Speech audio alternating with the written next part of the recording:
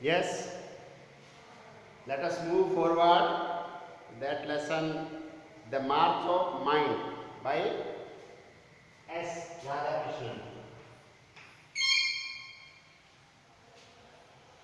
The March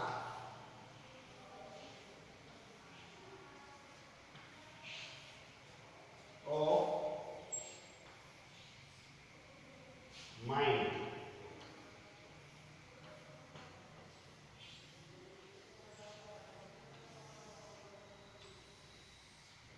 We were discussing the requirement of engineers and people who are technically sound.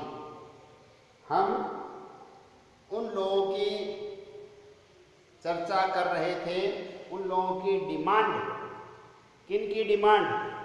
जो scientist हैं, engineer हैं, जो technically sound लोग हैं, वो देश की बड़ी भारी आवश्यकता है। We were here, page number 9, third paragraph. The rush in our universities for courses in science and technology is natural. इस कारण हमारे जो विश्वविद्यालय हैं उनमें विज्ञान और तकनीक से संबंधित जो भी कोर्सेज हैं उनकी ओर भीड़ का आकर्षित होना स्वाभाविक है, क्योंकि वहाँ पे आपको एक स्कोप नज़र आता है कि उम्मीद है, उम्मीद की किरण नज़र आती है कि आपको बहुत कुछ सीखने को मिलेगा, मेंटल हॉरिजन डेवलप होगा। Men trained in these practical courses help to increase productivity, agricultural and industrial। देखिए, जो लोग इस प्रकार की गतिविधियों में ट्रेंड हो जाते हैं, प्रशिक्षित हो जाते हैं, इसीलिए देखिए प्रशिक्षित लोगों का देश की तरक्की में बड़ा भारी योगदान होता है। Trained people are the backbone.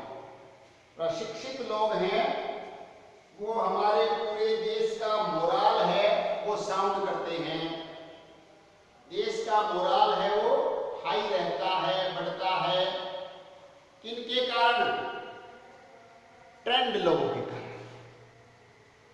Trend in these practical courses, these का मतलब विज्ञान से जुड़े हुए जो व्यवहारिक कोर्स हैं उनमें लोग ट्रेंड होते हैं, तो उससे क्या होता है?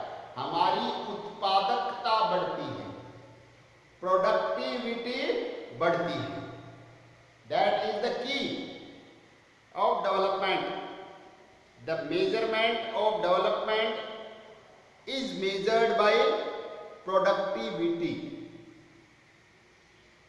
Productivity agriculture as well as industrial कि जो ट्रेंड लोग होंगे तो वो हमारे देश को, जो कि एक कृषि प्रधान देश है, तो कृषि के क्षेत्र में हम और मजबूत बनेंगे, क्योंकि कृषि के क्षेत्र में तकनीक का अभी पूर्णतया उपयोग नहीं हो रहा है। जितना तकनीक का उपयोग कृषि के क्षेत्र में बढ़ता जाएगा उतना उतना उत्पादकता और बढ़ेगी, परिश्रम थोड़ा कम होगा।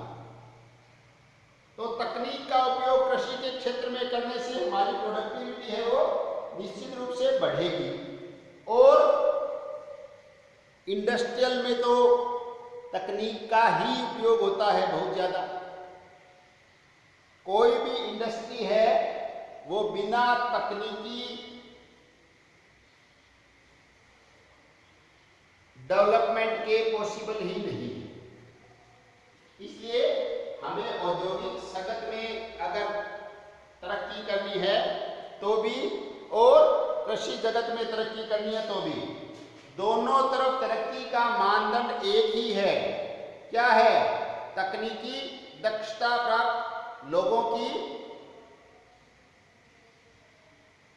उपलब्धता। अगर तकनीकी दक्षता प्राप्त लोग हमें उपलब्ध होंगे तो हम बहुत कुछ अच्छा कर पाएंगे।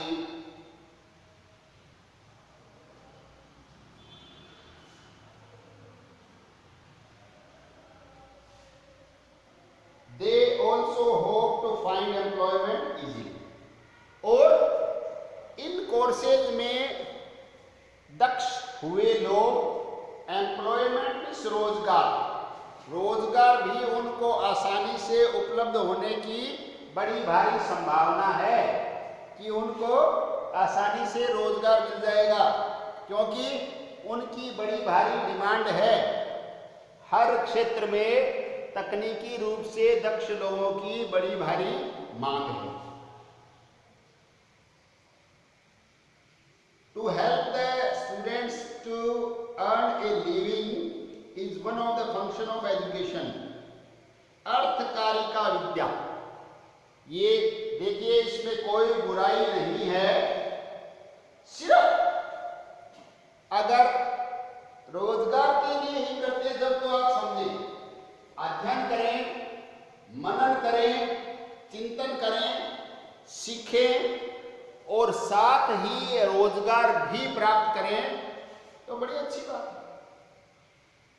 देश की तरक्की में भी योगदान करें और स्वयं भी रोजगार प्राप्त करें, इससे अच्छा क्या है। ये मैसेज डॉक्टर राधाकृष्णन का है।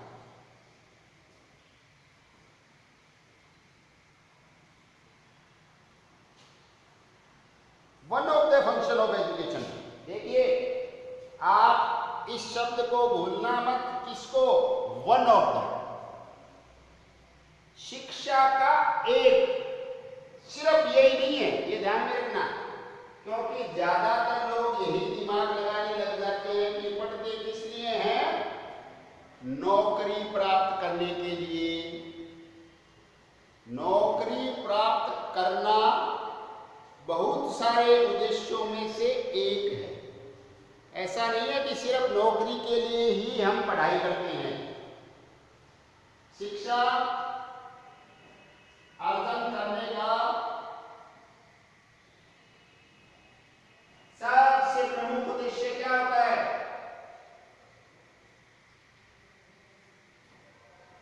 मनुष्य के व्यक्तित्व का विकास।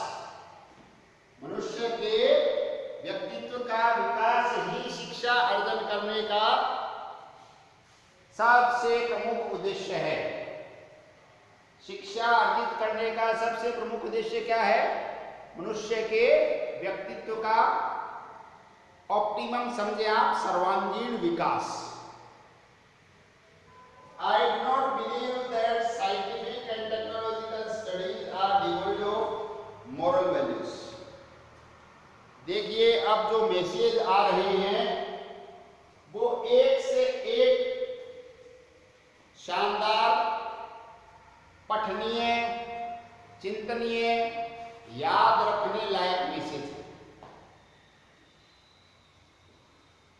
कोटेशन जैसे मैसेज हैं। आप पहली लाइन देखिए कि मैं इस बात में विश्वास नहीं रखता, I don't believe that scientific and technological studies are devoid of moral values, कि विज्ञान और तकनीक से जुड़ी हुई जो पढ़ाई है वो नैतिक मूल्यों से डिवोइड का मतलब वंचित, नैतिक मूल्यों से परे, नैतिक मूल्यों से वंचित अगर विज्ञान और तकनीक की पढ़ाई है तो वो पढ़ाई ज्यादा यूजफुल नहीं है। मतलब विज्ञान और तकनीक पढ़ाई करने में कोई बुराई नहीं है, ज्ञान अर्जित करने में, उसका उपयोग करने में, पर उसके साथ साथ हमें हमारे नैतिक मूल्यों को सदैव स्मरण रखना चाहिए।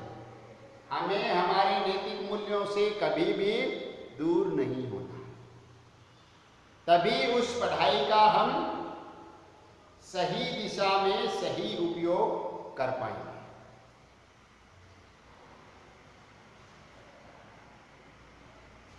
Science is both knowledge and power. देखिए हर लाइन कोटेशन जैसी है, science is both knowledge and power. विज्ञान क्या है, नॉलेज है निश्चित रूप से, ज्ञान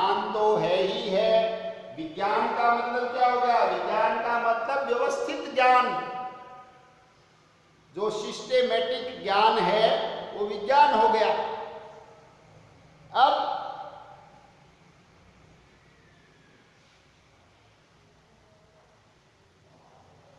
उसको क्या बताया है कि विज्ञान है वो ज्ञान, ज्ञान का हिस्सा है, ज्ञान तो है ही है और साथ ही साथ शक्ति भी है।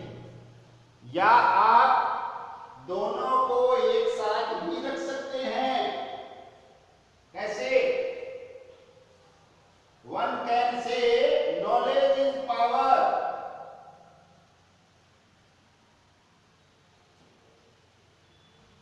क्या कह सकते हैं कि ज्ञान ही शक्ति है।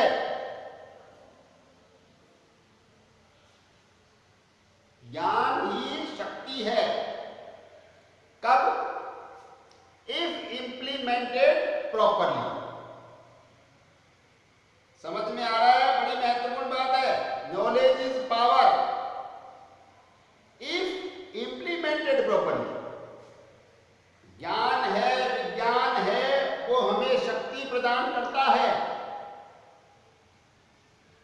अगर हम उसको सही तरीके से उपयोग में लें। विज्ञान का सदुपयोग करने से हमें बड़ी भारी शक्ति प्राप्त करने की संभावनाएं मिलती हैं। It has interest as well as utility. देखिए, विज्ञान में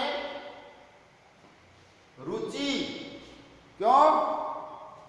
कि विज्ञान में नए नए इन्वेंशन, अंतहीन हॉरिजन, क्षितिज है, कहीं कोई अंत नहीं है। आगे से आगे, आगे से आगे इन्वेंशन होते चले जाते हैं।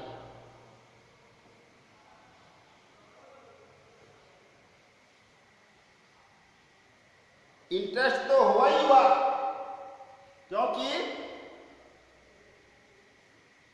देखिए, आप लोग इसको ऐसे समझने का प्रयास कीजिए कि कभी शुरू में पहिए का आविष्कार हुआ। पहिया समझते हो? तो साइकिल बनी, रिक्शा बना, फिर मशीन को पहिए के साथ जोड़ दिया गया, मोटर को, इंजन को। तो आज आप देखते कितने प्रकार की छोटी बड़ी गाड़ियां बन गई। आगे से आगे उनमें कितनी अधिक सुविधाएं हैं। देयर इज नो एंड, कोई अंत नहीं है। इंटरेस्ट प्लस यूटिलिटी, उनका उपयोगिता है,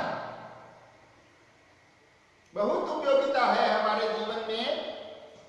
विज्ञान की बड़े रुचिकर भी है और उपयोगी भी है। सबसे प्रमुख बात क्या है? सही उपयोग। विज्ञान का हम सही उपयोग करें तो निश्चित रूप से हमें बड़ा भारी लाभ मिलता है।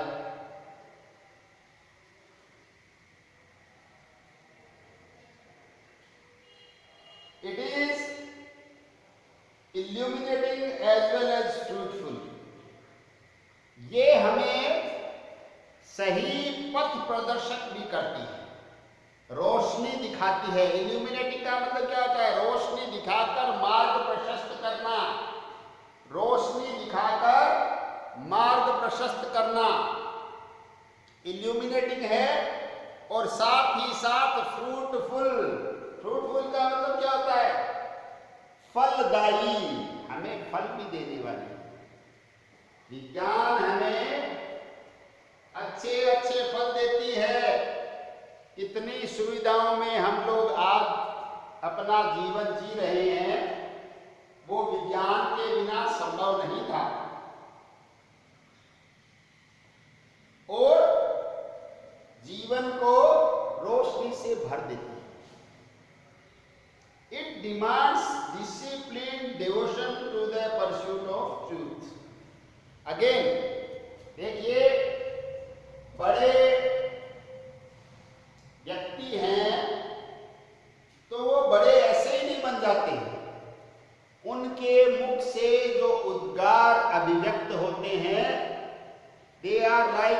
मैक्सिम्स, कोटेशंस, उक्तियां हैं वो याद रखने लायक, लिखने लायक होती है।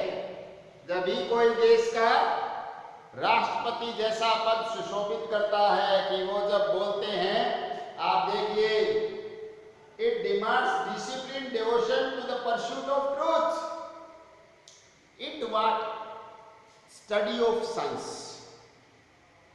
विज्ञान का अध्ययन क्या डिमांड करता है, क्या मांग करता है, किस बात की आवश्यकता होती है विज्ञान का अध्ययन करने के लिए? Devotion to the pursuit of truth, सत्य के मार्ग के प्रति समर्पण, सत्य के मार्ग के प्रति समर्पण, सत्य के प्रति समर्पण। तभी हम विज्ञान के क्षेत्र में आगे बढ़ सकते हैं। विज्ञान सत्य को खोजने का मार्ग प्रशस्त करता है। अगर हम ऐसा कहते हैं तो कोई अतिशयोक्ति नहीं है। आगे से आगे विज्ञान का अध्ययन करते चले जाने पर मनुष्य सत्य की ओर बढ़ता है, पर इसमें क्या चाहिए? समर्पण। वो भी कैसा? डिसिप्लिन, अनुशासित, अनुशासित रूप से समर्पण का भाव चाहिए, तभी हम आगे बढ़ सकते हैं। अनुशासित रूप से समर्पण का भाव, इसलिए सत्य की खोज के it develops into its votaries an attitude of tolerance, open-mindedness, freedom from prejudice and hospitality to new ideas। देखिए कितनी विशेषताएं और एक से एक शानदार विशेषताएं।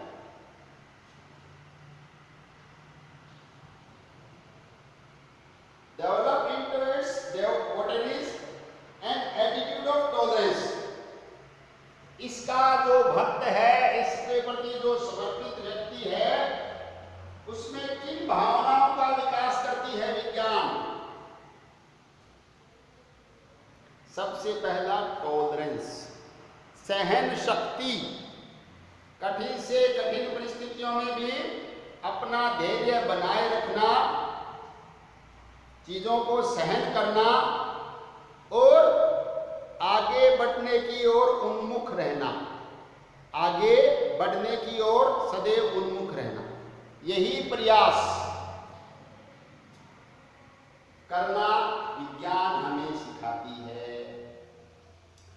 ओपन माइंडेडनेस, ओपन माइंडेडनेस का मतलब क्या है? ब्रॉड, ब्रॉड माइंड, पूर्वाग्रहों से मुक्त, फ्रीडम फ्रॉम प्रिजुडिस, हर प्रकार के पूर्वाग्रह से मुक्त, पहले से किसी के प्रति बुरी या अच्छी कोई भी अवधारणा नहीं रखें, अपने प्रत्यक्ष अनुभव के आधार पर ही जांच परख कर आगे बढ़े।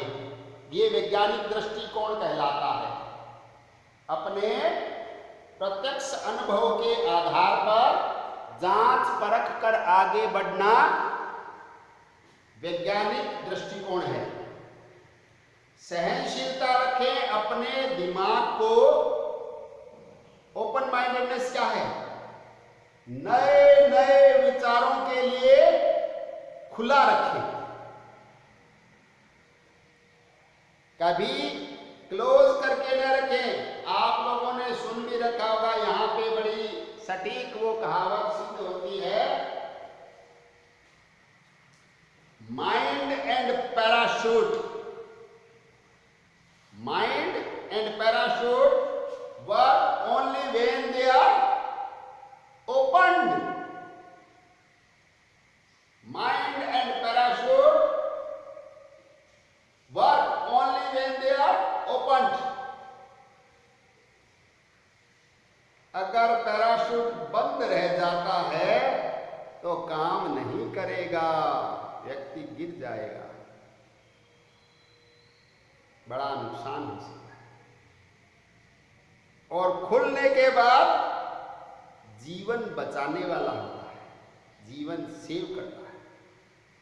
उसी तरीके से हमारा ये मस्तिष्क भी ओपन, खुला रखने पर नए नए विचारों को ग्रहण करता है।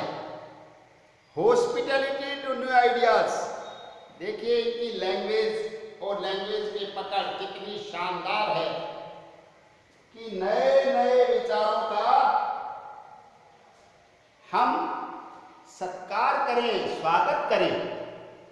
नए विचारों का स्वागत एक ओपन माइंडेड व्यक्ति ही कर सकता है। इसलिए विज्ञान हमें सदैव open minded, broad hearted, full of tolerance बने रहने की प्रेरणा देती है। पूर्वाग्रह कदापि न रखें। पूर्वाग्रह वैज्ञानिक दृष्टिकोण से मेल नहीं खाता है।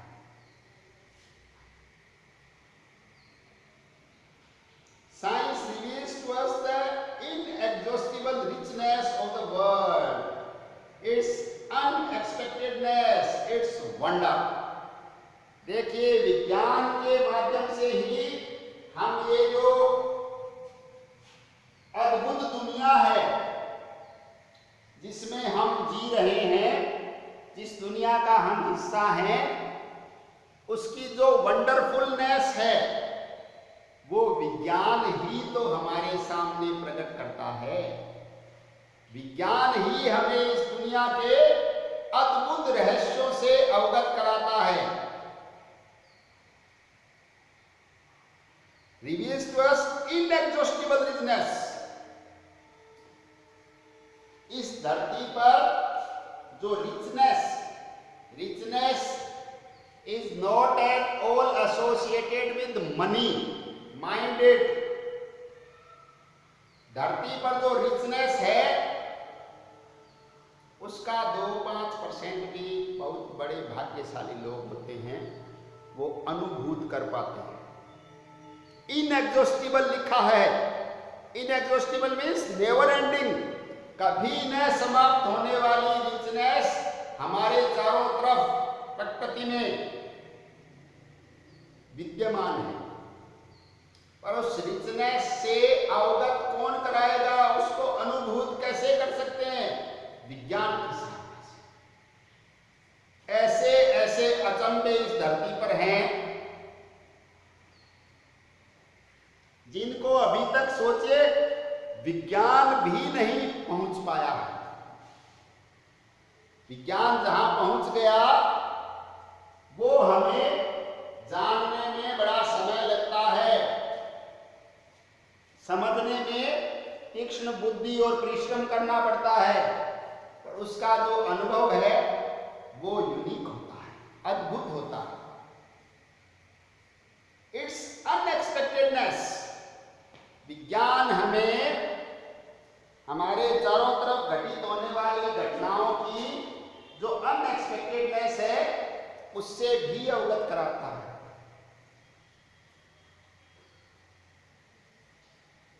कि धरती पर हमारे चारों तरफ और even day to day life में मिरेकल्स डू हैपन। चमत्कार रोजाना होते हैं। उन्हें ऑब्जर्व करने वाला माइंड चाहिए। धरती और हमारा जीवन है ये अद्भुत है, इसमें अनेकों चमत्कार होते हैं। इनसे वाकिफ होने के लिए हमें विज्ञान और एक अंडरस्टैंडिंग की आवश्यकता है। अनएक्सपेक्टेडनेस इट्स वंडर। कि विज्ञान के जो अनएक्सपेक्टेडनेस का मतलब क्या है कि जो कोई अपेक्षा ही न करे। अरे कभी कोई आज से 50 साल 100 साल पहले में भ्रमण के लिए जाएगा कॉमन मैन एज टूरिस्ट, पर्यटक के रूप में अंतरिक्ष की यात्रा। विज्ञान का चमत्कार नहीं है तो और क्या है? आप लोगों को पता है इन्हीं दिनों में, पिछले महीने में ही 2 बार ऐसी घटनाएं हो चुकी है कि धरती से 100 किलोमीटर के लगभग ऊपर अंतरिक्ष में घूम कर आए। ये क्या अपने आप में किसी मिरेकल से कम है? चमत्कार से कम है क्या ये? कि कोई व्यक्ति अंतरिक्ष में घूम कर आता है। Without the help of science we can't even imagine. विज्ञान की मदद के बिना हम इस बात की कल्पना भी नहीं कर सकते। आज ये वास्तविकता में परिवर्तित होकर अनुभूत हो चुका है। ये वंडर है, आश्चर्य है, और ऐसे आश्चर्य खूब हैं, चारों तरफ हैं, जिनका कोई मुकाबला नहीं और आगे से आगे। जैसा हम सोचते हैं वैसा कर दिखाते हैं, जैसा सोचते हैं वैसा कर दिखाते हैं। कैसे? विज्ञान की मदद से। विज्ञान हमें ऐसे चमत्कारों को करने को प्रेरित भी करता है और निश्चित रूप से मदद भी करता है। विज्ञान की मदद के बिना ऐसे चमत्कारों की कल्पना भी संभव नहीं थी।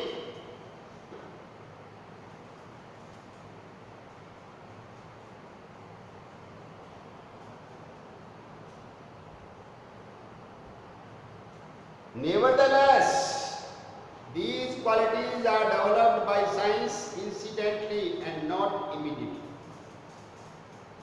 ये जो गुण विज्ञान के द्वारा, मोर देन दैट, इसका मतलब ये है इससे भी आगे, ये जो विज्ञान के द्वारा गुण विकसित किए जाते हैं ये कोई तुरंत नहीं हो जाते हैं।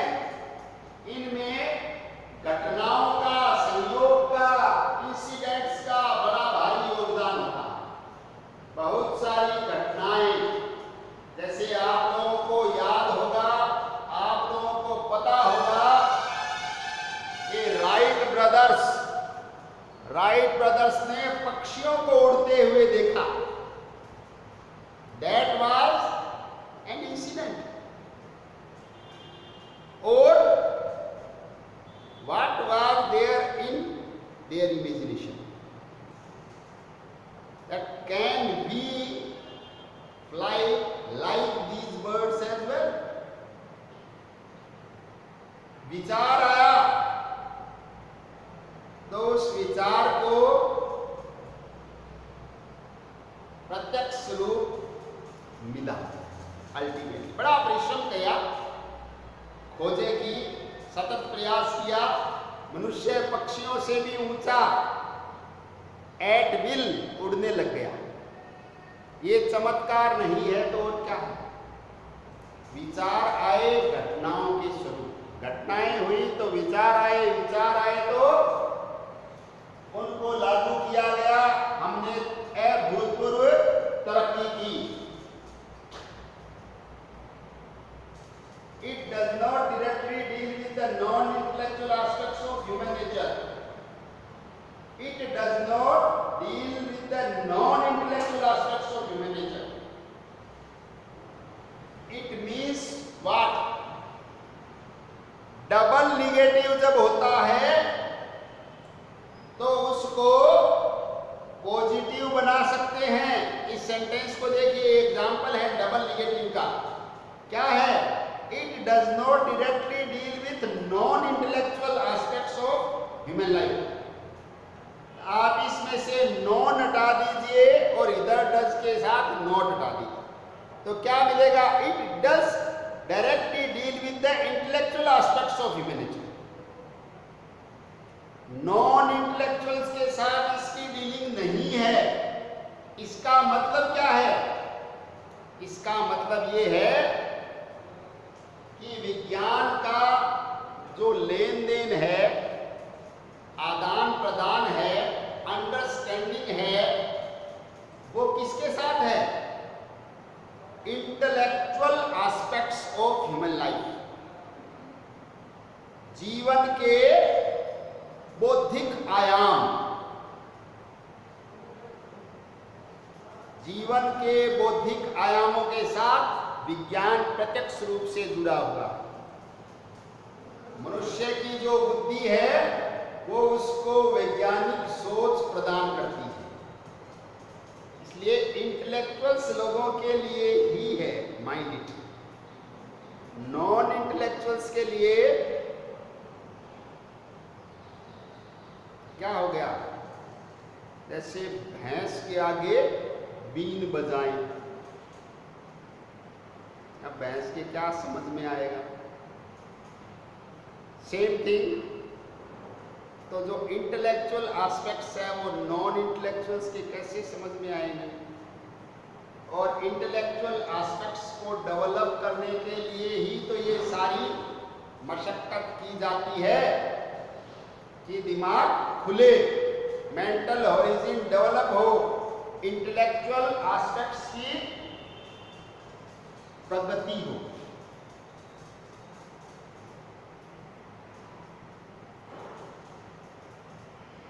The economic man who produces and consumes, the intellectual man, the scientific man is not the whole man. देखिए राधा कृष्णन कितने बड़े फिलोसोफर, दार्शनिक थे, वैज्ञानिक दृष्टिकोण रखते हुए। वैज्ञानिक दृष्टिकोण रखते हुए इतना बड़ा विजन होना अपने आप में अद्भुत व्यक्तित्व का परिचायक है। इसलिए इनका बहुत बड़े थिंकर्स में, फिलोसोफर्स में भी नाम आता है। क्या बता रहे? देखिए, इकोनॉमिक मैन। इकोनॉमिक मैन का मतलब क्या है? आर्थिक जगत से जुड़ा हुआ व्यक्ति, आर्थिक गतिविधियों में डूबा हुआ व्यक्ति, जो क्या करता है, जो सारे जीवन भर इसी सिद्धांत पे चलता है, प्रोड्यूसेस एंड कंज्यूम्स। मांग और पूर्ति, उत्पादन करना और उसका उपभोग करना, उत्पादन उपभोग, उत्पादन उपभोग, इस पे जो चलता है, इस सिद्धांत को जीवन में मुख्य सिद्धांत के रूप में अपनाता है, वो कौन है? वो इकोनॉमिक में आर्थिक गतिविधियों को सबसे महत्वपूर्ण मानने वाला व्यक्ति। अगला कौन है? देखिए, द इंटेलेक्चुअल मैन, जो बुद्धि को सर्वस्व मानता है, मेंटल एबिलिटीज, मानसिक क्षमताओं को सबसे ज्यादा महत्व देता है कि व्यक्ति की जितनी तीक्ष्ण बुद्धि होगी उतना ही वो सफल होगा, ऐसा मानता है। ऐसा कहा नहीं जा रहा है, ऐसा मानता है। सारे दिन वो बौद्धिक आयामों में ही लगा रहता है, बुद्धि की एक्सरसाइज करता रहता है। अगला कौन है? द साइंटिफिक मैन, जो विज्ञान से जुड़ा हुआ व्यक्ति, जो अपना संपूर्ण जीवन विज्ञान की साधना में बिताता है, वो साइंटिफिक मैन है। नए नए अन्वेषण करता है, ऐसे विचार करता है। ये क्या कह रहे हैं? Is not the whole man. तीनों ही पूर्ण व्यक्तित्व को प्राप्त व्यक्ति नहीं है। सिर्फ आर्थिक गतिविधियों में लिप्त और धन को बड़ी तेज गति से बढ़ाने का काम करने वाले, बुद्धि के आयामों में उलझे रहने वाले, वैज्ञानिक गतिविधियों में लिप्त रहने वाले, तीनों ही पूर्णता को प्राप्त व्यक्तित्व नहीं है। यद्यपि तीनों के अपने अपने क्षेत्र हैं, अपनी अपनी उपयोगिता है, जीवन को देखने का नजरिया है, पर जीवन में पूर्णता प्राप्त करना अलग बात है। जीवन में पूर्णता प्राप्त करना, देखिए, इसीलिए मैंने आपको शुरू में बताया था, जितना जितना हम पढ़ेंगे, जितना जितना मेहनत करेंगे, जितना जितना आगे बढ़ेंगे, क्षितिज की तरह लक्ष्य और आगे और आगे और आगे नजर आने लगता है। मेहनत करने वाले से ही और मेहनत की अपेक्षा नहीं रहती। लक्ष्य क्या? लक्ष्य सिर्फ धन कमाना भी नहीं है। बुद्धि को बड़ा तीक्ष्ण कर लेना भी नहीं है। बुद्धि को तीक्ष्ण करना है, पर सिर्फ यही नहीं। धन का अर्जन करना भी है, पर सिर्फ धन अर्जन करना ही नहीं है। वैज्ञानिक रूप से तरक्की करना, वैज्ञानिक सोच रखना भी है, पर सिर्फ वैज्ञानिक दृष्टिकोण रखना नहीं। पूर्ण व्यक्तित्व के लिए व्यक्ति में बहुत से आयामों की समग्र सोच का एमलगमेशन जो बोलते हैं, कॉम्बिनेशन होना अपेक्षित होता है। तभी हम एक पूर्णता को प्राप्त व्यक्तित्व की ओर बढ़ सकते हैं, कदम बढ़ सकते हैं। आपको ये लेसन शुरू करने से पहले भी मैंने बताया था कि थोड़ा सा जैसे गरिष्ठ भोजन होता है ना, तो उसको हम थोड़ा थोड़ा करके सेवन करते हैं तो अपने लिए बड़ा फायदेमंद। सर्दियों में लड्डू बनाते हैं ना, तो एक दिन में सारे लड्डू थोड़ी खा जाते हैं। रोजाना एक एक लड्डू खाते हैं तो हमारे लिए बड़ा फायदेमंद होता है। उसी प्रकार ये जो लेसन है, इसको थोड़ा थोड़ा करके हिस्सों में पढ़ना और साथ ही साथ समझना, तो ये हमारे पूरे जीवन को सही दिशा देने वाला लेसन बन सकता है। क्योंकne इतने बड़े महान व्यक्तित्व के द्वारा बोला गया है। मार्च ऑफ माइंड कहा है, माइंड का मार्च है, माइंड को आगे बढ़ने के लिए ये लेसन प्रेरित करता है। I hope you are getting the point. आज यहीं तक, आगे नेक्स्ट वीडियो में। Thank you very much.